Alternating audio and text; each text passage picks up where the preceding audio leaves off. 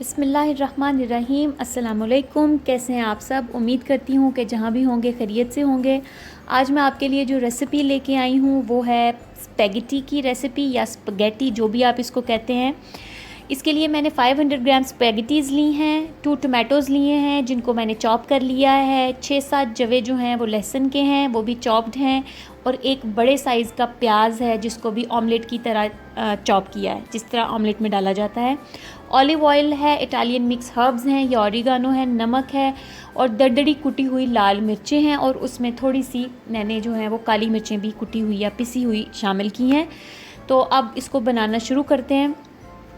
इसको spaghetti one pot इसलिए कहा जाता है क्योंकि सारी चीज़ें एक ही पॉट में डाल के बनाई जाती हैं, वरना नॉर्मली जो स्पेगेटीज़ की रेसिपीज़ होती हैं उसमें हम पहले स्पेगेटीज़ को बॉईल करते हैं, उसके बाद उसका मसाला या पेस्ट बना के उसको उसमें मिक्स किया जाता है। लेकिन इसमें हमने अपनी कटी हुई सारी चीज़ें और मसाले और स्पेगेटीज़ को एक ही पॉट में डाल के तो बनाना है।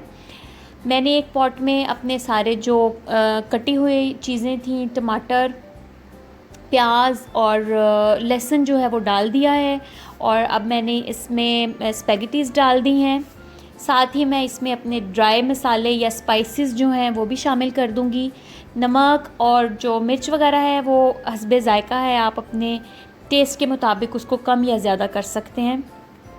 मिक्स इटालियन हर्ब्स डाली हैं इसमें, और ऑलिव ऑयल भी डाल दिया है इसमें।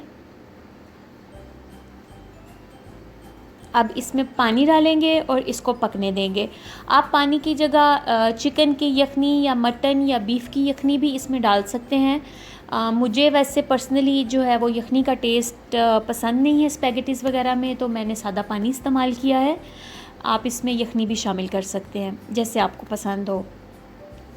इसमें पानी डालने के बाद हमने इसको 8 मिनट हाई आंच पे और उसके बाद 4 से 5 मिनट जो है वो लो आंच पे पकाना है। और पानी आपने इतना डालना है, ज़ाहिर बात है जो कुकिंग करती हैं उनको अंदाज़ा हो जाएगा कि हमने कितना पानी डालना है। बॉयल करने के लिए जितना पानी डाला जाता है वो चूँकि बहुत ज़्यादा होता है, हमने पानी स्टेन करना होता है, तो आपने उससे तकरीबन आधा पानी डालना है, इतना कि जिसमें स्पेगेटीज़ पक जाएँ और उसका एक सूप सा रहे। अब मैंने इसमें थोड़ी सी, मैं आपको सॉरी मेंशन करना भूल गई थी, टमाटो पेस्ट है वो डाली है। जिनके पास नहीं है परेशानी की कोई बात नहीं है, आप सिर्फ टमाटर डालें। और मैंने इसमें धनिया डाला है, चूँकि ये फ्रोज़न था तो मैं इसलिए दिखा नहीं सकी आपको पहले, तो आपने थोड़ा सा धनिया डालना है। इसका जायका बहुत अच्छा होता है, बहुत डिफरेंट होता है जो नॉर्मल बनाई जाने वाली स्पेगेटीज़ हैं उनकी निस्बत। तो आपने इसको ज़रूर ट्राई करना है, बहुत आसानी से बहुत जल्दी बन जाती है। बच्चों को आप लंच में बना के दे सकते हैं, छोटी मोटी किटी पार्टीज़ में बना सकते हैं, या झटपट तैयार अगर घर में भूख लगी है बच्चों को तो आप उनको बना के दे सकते हैं। मुझे पानी थोड़ा लग रहा था तो इसलिए मैंने थोड़ा सा पानी इसमें और ऐड किया है। याद रहे 8 मिनट तेज़ आंच पे और 4 से 5 मिनट धीमी आंच पे। वैसे तो ये है कि वेरी करता है आंच, और आग भी हर घर की मुख्तलिफ होती है, इसलिए आपने अपने अंदाज़े से चेक कर लेना है। जब आपको लगे कि स्पेगेटीज़ तैयार हो गई हैं तो आपने चूल्हा बंद कर देना है और इसको गरम सर्व करें प्लीज़। अगर ये पड़ी रहेंगी पॉट में या थोड़ी देर पड़ी रहेंगी तो इनका जो पानी है वो स्पेगेटी सोक कर लेती हैं, तो वो सूपी नहीं होगा और उसका जायका इतना ज़्यादा नहीं आएगा, इसलिए इसको ताज़ा ही सर्व करें बना के।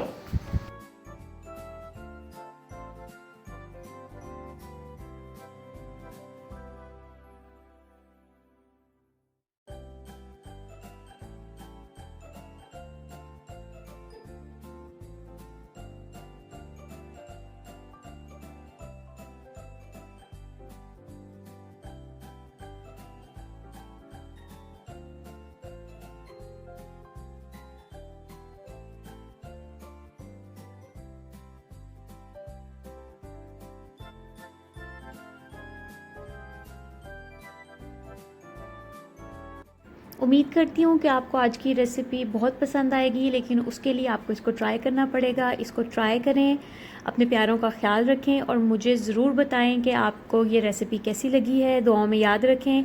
इंशाल्लाह फिर हाज़िर होंगी एक और नई रेसिपी के साथ। तब तक के लिए अल्लाह हाफ़िज़।